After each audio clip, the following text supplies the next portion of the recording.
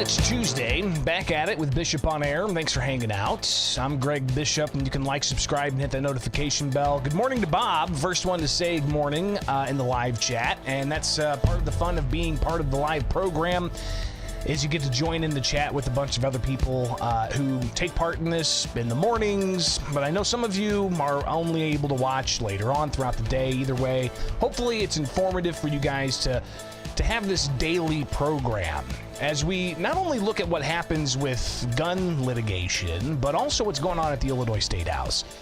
So we've got a lot to tackle in that space. It's the final few days of legislative action that's scheduled. However, it's fully possible they could come back after this week because they have until the 31st to pass a budget or any other legislation with simple majorities if they want it to be enacted immediately. So we'll talk about the State House, what's going on there, a few bills that passed the House yesterday that could cause some controversy amongst civil libertarians and those who are recognizing that Illinois has high property taxes. So we'll talk about those. But we've got to discuss the aftermath of yesterday's order list from the U.S. Supreme Court and what some of the experts are having to say about all of that. So stay tuned. That's next here with Bishop on Air.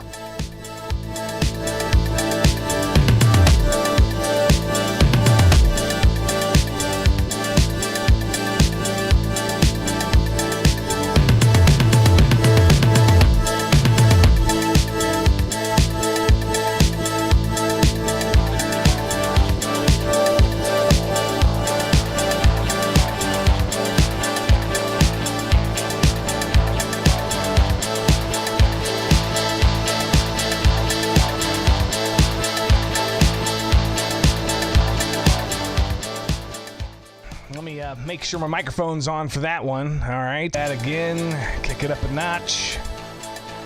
A little technical snafu there. What are you gonna do? All right. What are you gonna do?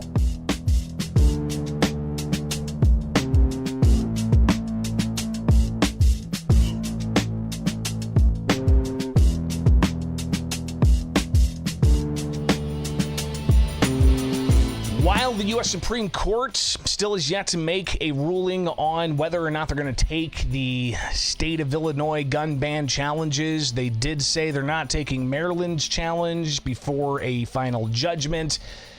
But it's possible you could still see something from the U.S. Supreme Court on the collection of cases from Illinois, while you've also got the Illinois Supreme Court taking up a case concerning firearm laws. It is Bishop on Air, back at it.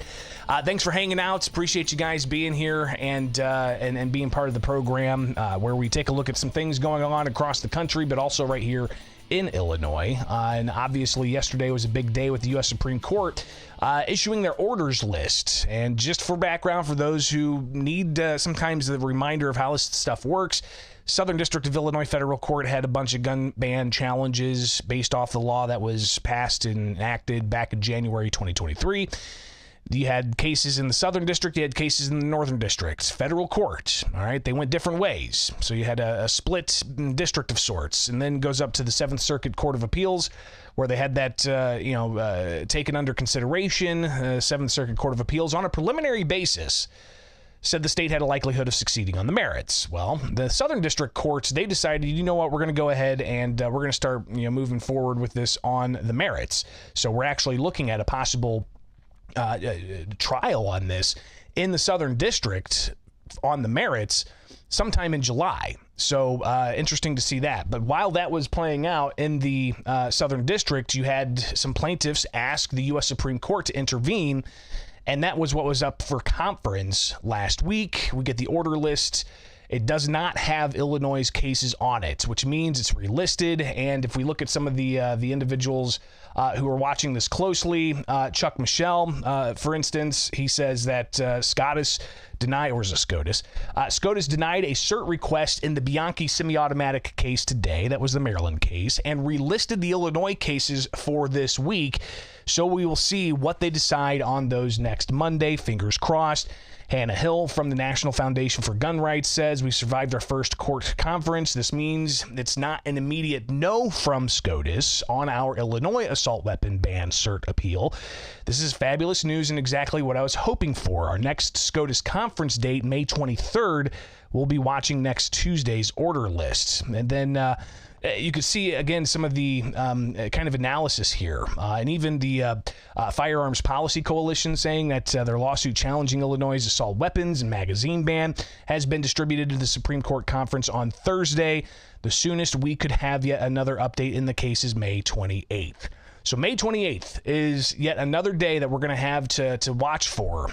But you've got the Southern District of Illinois federal court that's moving forward with the merits of the gun ban challenge in that district court. But it's not the only gun litigation that's going on.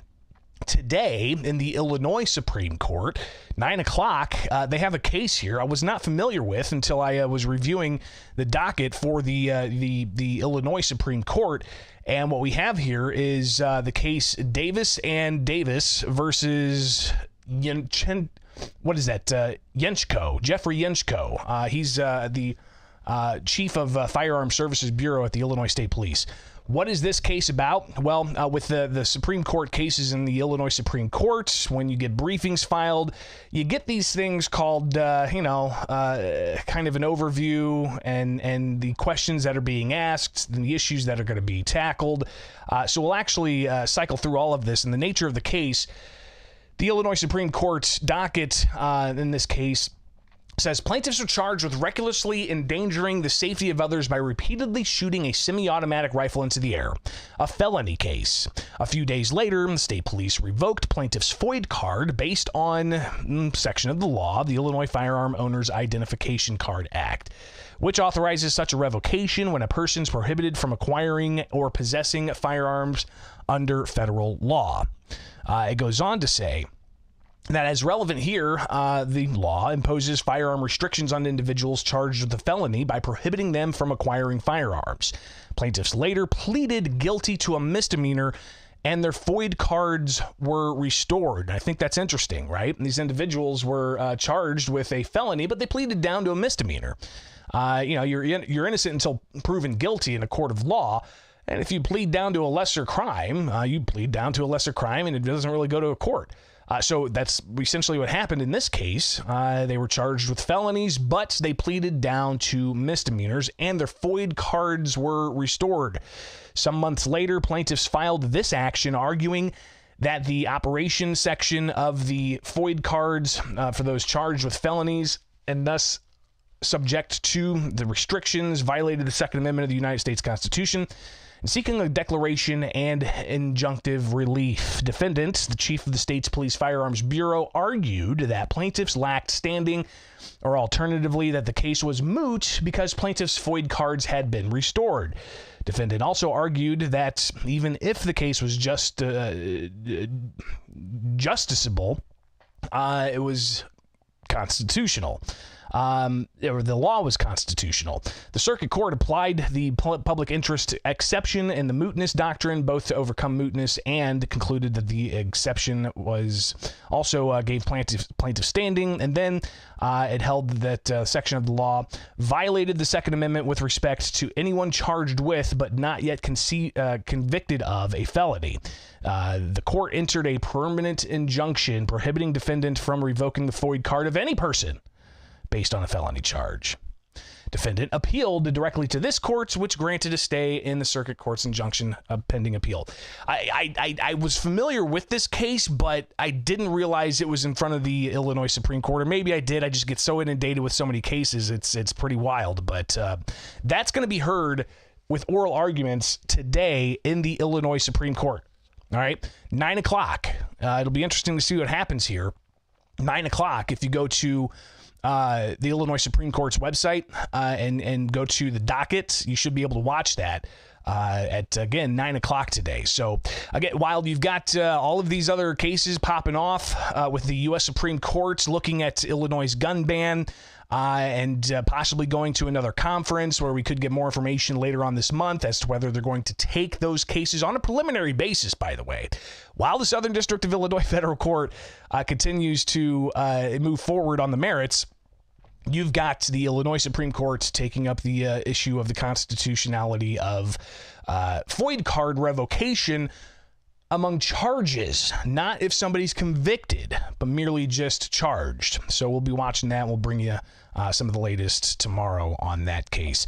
It's right here with Bishop on Air. Thanks for hanging out. Like, subscribe, hit that notification bell. And I've got some of you guys out there saying that you have to keep subscribing, which is interesting. But hey, just keep me posted. You can email me as well, bishoponair@gmail.com.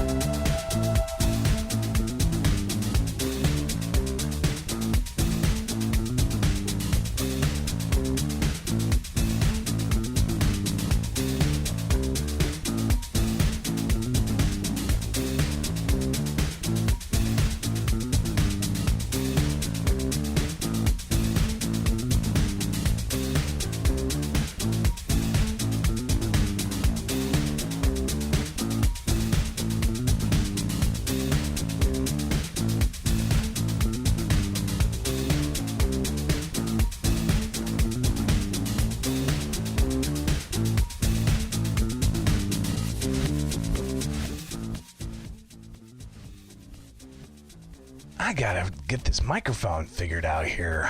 Quick segment here, just to take a look at some of the things happening at the Illinois State House. Appreciate you guys with Bishop on Air. Let's do that again, huh? Yeah. That's a second false start, this show. Come on. What's going on, Bishop? Jeez. Well, it was a long day yesterday. There's no question. All right. It's going to be another long day today, too. So deal with that.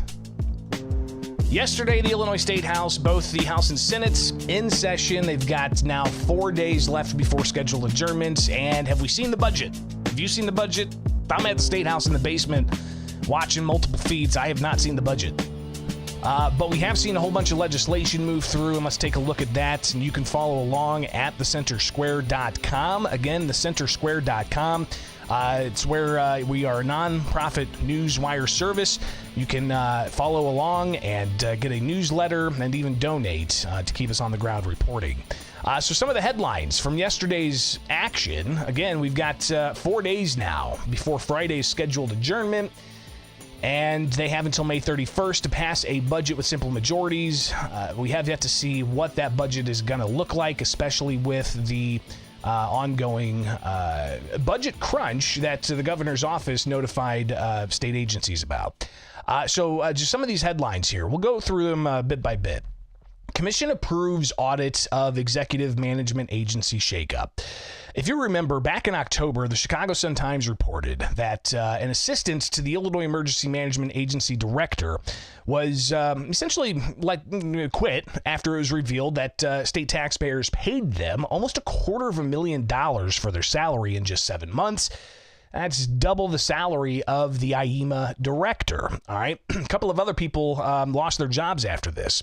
So State Senator Chapin Rose, he moved at the Legislative Audit Commission to have an audit of this situation, and they're going to have that audit. So they approved that yesterday. That happened early on in the morning with the Legislative Audit Commission.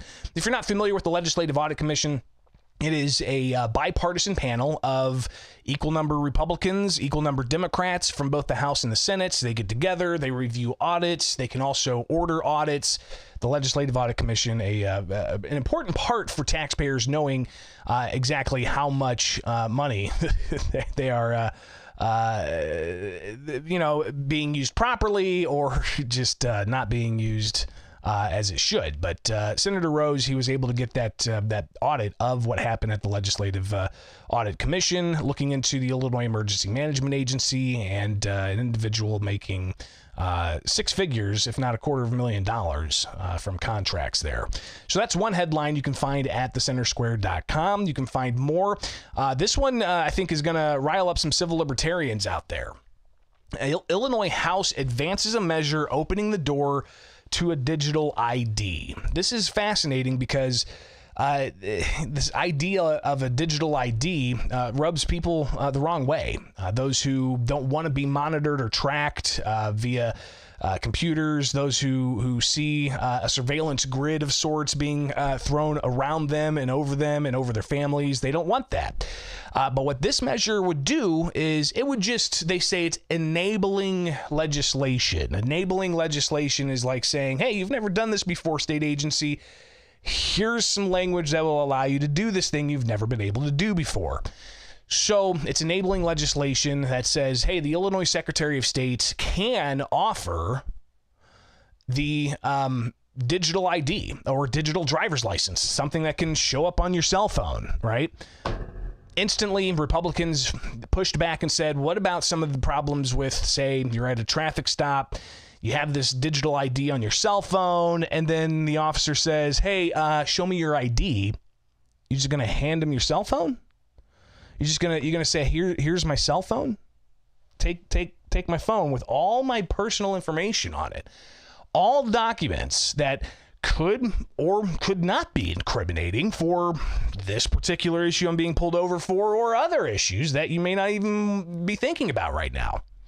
Right? So Republicans were quick to point out those civil libertarian concerns, saying, what about somebody who hands their phone over to a law enforcement officer who has tools and capabilities to be able to quickly download all the data off this phone in short order, possibly getting other incriminating information without a warrant?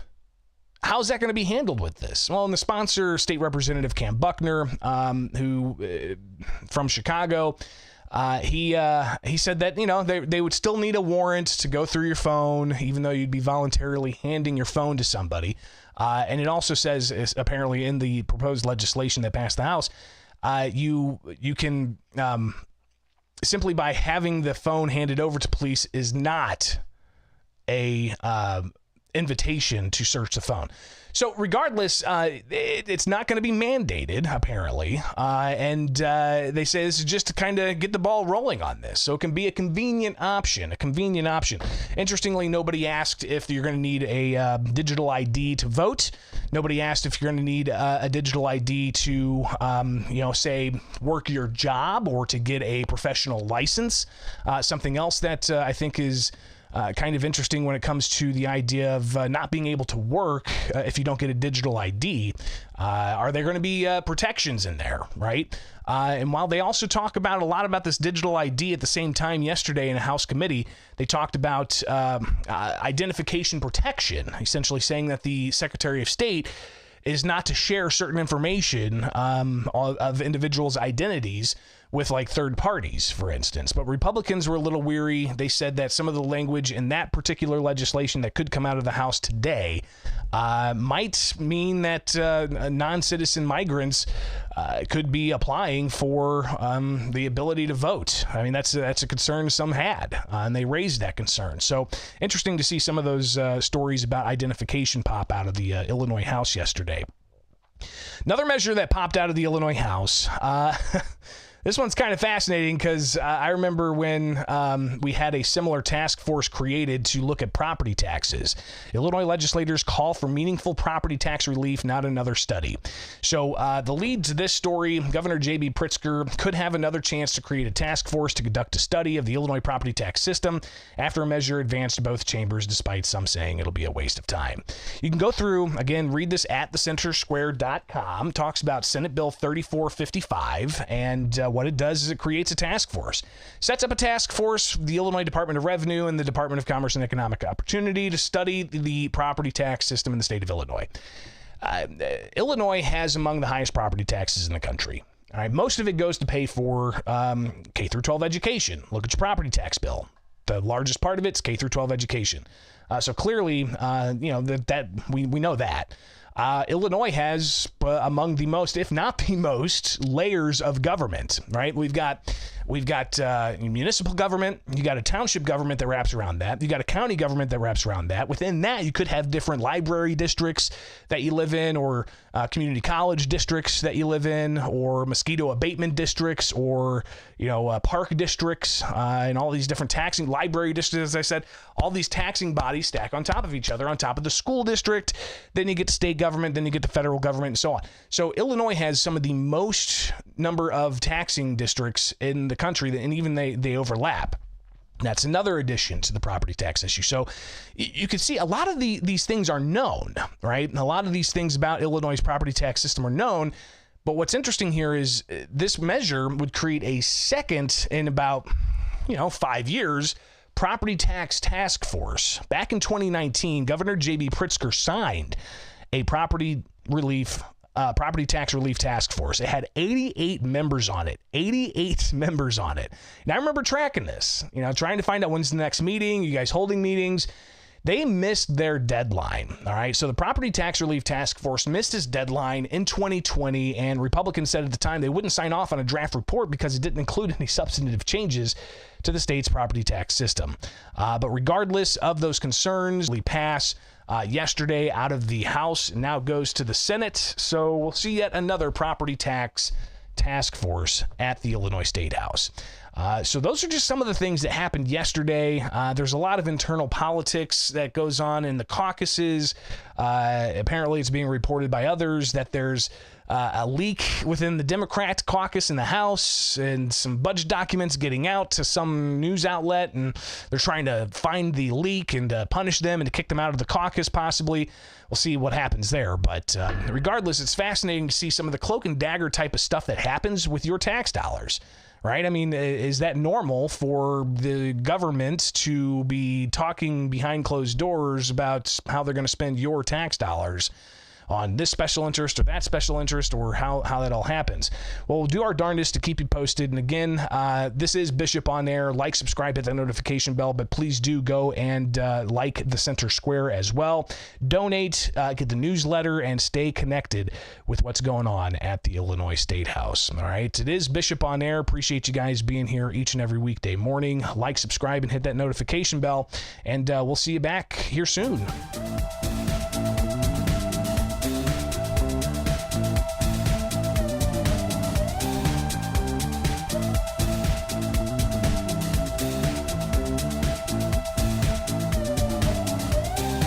All right, guys, I got to get out of here, head to the State House, see if it's another 12, 13-hour day, and get it going. All right. So, appreciate you guys. We'll see you sooner than later. Like, subscribe, and hit that notification bell. All right. Peace.